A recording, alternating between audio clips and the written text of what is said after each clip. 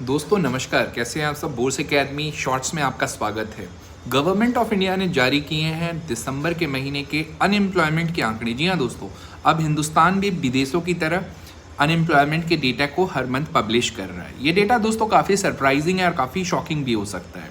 नवंबर में दोस्तों देश का अनएम्प्लॉयमेंट 4.7% था, जो कि दिसंबर में थोड़ा सा बढ़ के 4.8% हुआ है। आइए हम समझने की कोशिश करते हैं इस डेटा में किनका डेटा लिया जाता है।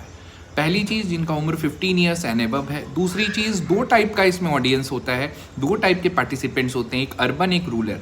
रूरल इंडिया में दोस्तों अनएम्प्लॉयमेंट कम है 3.9%। As per the government data लोगों को रोजगार मिल रहा है गाँव में। शहरों में दोस्तों जो बेरोजगारी दर है वो बढ़ी है, 6.5% से 6.7% हो गया है। इसका मतलब जो स्ट्रेस है वो अर्बन सिटीज़ में ज़्यादा है as compare to rural city. Aggregate दोस्तों 4.7% जो नंबर आया है वो क्लियरली 4.8% जो नंबर आया क्लियरली बताता है कि अभी भी बेरोज़गारी दर स्टेबल है। बेरोज़गारी दर दोस्तों देश की इकोनॉमिक एक्टिविटी का बहुत बड़ा सूचक होता है। अगर एक देश में इकोनॉमिक एक्टिविटी बढ़ती है तो अनएम्प्लॉयमेंट कम होता है, एम्प्लॉयमेंट कम होता है तो ये कहीं ना कहीं मार्केट के लिए एक पॉजिटिविटी का इंडिकेटर होता है। अब दोस्तों ये जो डेटा है ये हमारे कहीं ना कहीं मार्केट पे इम्पैक्ट करता है।